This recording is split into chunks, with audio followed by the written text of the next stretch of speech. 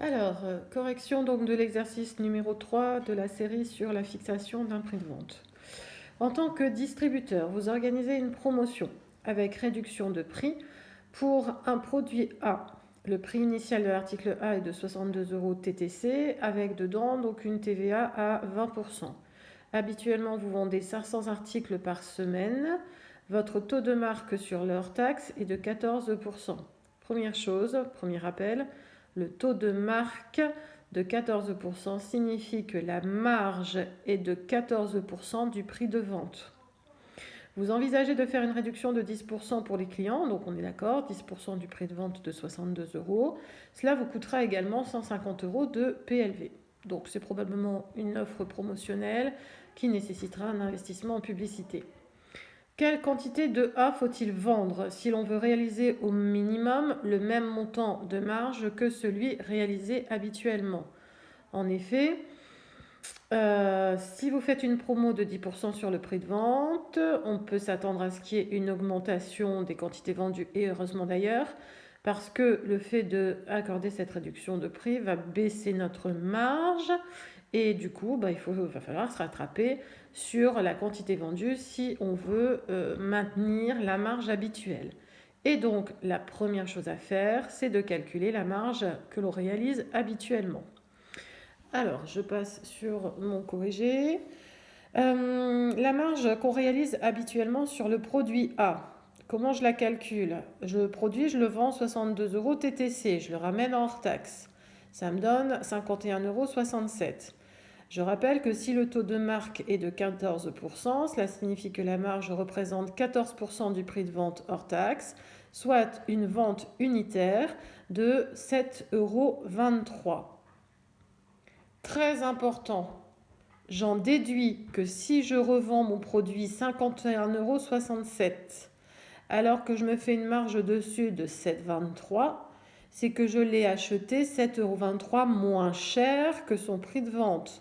Le prix d'achat est donc de 44,44 euros. C'est une information dont on n'a pas besoin tout de suite, mais dont on aura besoin ensuite. Je reprends. Je vends mon produit 51,67. Je fais une marge de 14% de 51,67, une marge donc de 7,23. Entre nous, c'est pas beaucoup. 7,23 fois 500 articles vendus me donne une marge globale de 3 675 euros. Vous pouvez me mettre en évidence cette marge globale de 3 615 euros. Je ne peux pas le faire parce que j'ai le téléphone entre les mains. Du coup, on ne perd pas de vue notre objectif. Même avec la promo, on veut cette marge de 3 615 euros. Alors, le souci, c'est qu'on va procéder à une réduction de prix. Sur les 62 euros, on va enlever une réduction de 10%. Il ne restera donc que 55,80 euros. Divisé par 1,2 pour avoir le hors-taxe toujours, 46,50. Oui, mais le prix d'achat que j'ai calculé tout à l'heure, 44,44, est toujours d'actualité. On ne nous a pas indiqué que le fournisseur nous accorderait une réduction quelconque. Alors ma marge devient dérisoire sur un prix de vente de 46,50 hors taxe. Si j'enlève le même prix d'achat de 44,44, il ne reste plus que 2,06 euros. Au lieu, je vous rappelle, plus haut de 7,23. Il va falloir se rattraper sur les quantités vendues si on veut maintenir notre marge globale de 3 615 euros. Alors, il va falloir se rattraper avec une certaine quantité vendue qu'on ne connaît pas, qu'on va appeler petit x. Donc, c'est ce que je vous indique ensuite. Donc, on veut la même marge globale de 3 615 euros, mais avec une marge unitaire beaucoup plus faible de 2,06. Une quantité à vendre à déterminer qu'on va appeler X, et également une charge supplémentaire de publicité de 150 euros. Donc, mon objectif à droite du signe de l'égalité, c'est d'avoir une marge globale de 3 615 euros, avec X produits qui me rapporteront chacun une petite marge de 2,06. Attention, la marge diminuera des 150 euros de frais de pub. Je me retrouve avec une équation à une inconnue. Donc, ça me donne 3615 plus 150 3765 divisé par 2006 de marge unitaire, il faudrait vendre non pas 500 produits comme au départ, mais 1828 produits. 1828 produits pour atteindre notre objectif. Alors 1828 produits par rapport à 500. Ça voudrait qu'il faudrait augmenter la quantité vendue, donc augmenter en volume la quantité vendue donc de 265,6%. En chiffre d'affaires, ça correspondrait à une évolution de combien ? Avant la promo, mon chiffre d'affaires, il se calcule, je vous rappelle, sur 500 produits, à un prix hors taxe qui était au départ de 51,67. Après la promo, 1828 produits à 46,50, le nouveau prix de vente hors taxe. Vous avez un chiffre d'affaires après la promo qui est beaucoup plus important qu'avant la promo. Il faudrait augmenter notre chiffre d'affaires de 229,02%.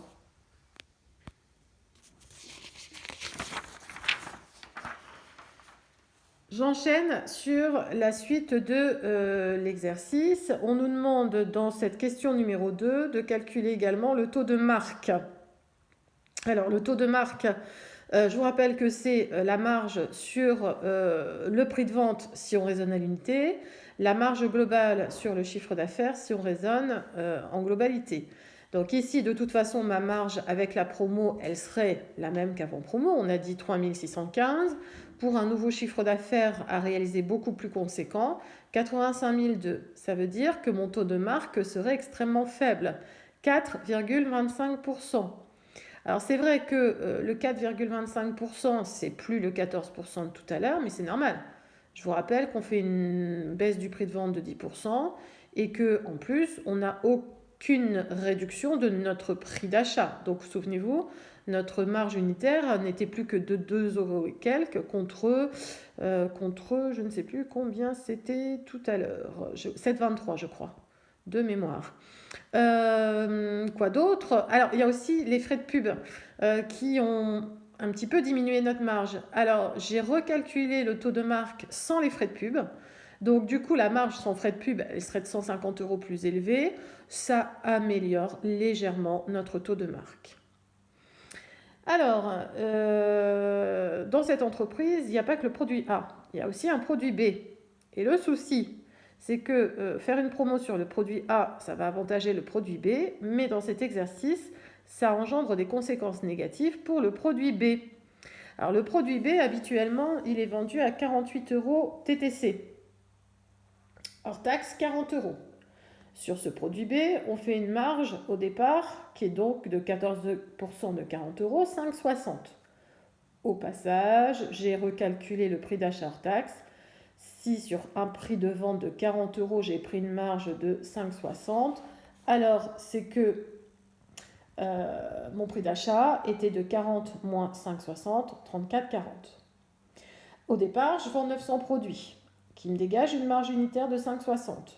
Donc la marge globale sur B, elle est de 5040 €. Avec la marge initiale sur A de 3615, au départ, la marge avant promo, elle aurait été sur les deux de 3655 €. Le problème, c'est que si on fait une promo sur A, la marge sur B va diminuer. Pourquoi ? Parce que les gens vont se détourner vers le produit A au détriment du produit B.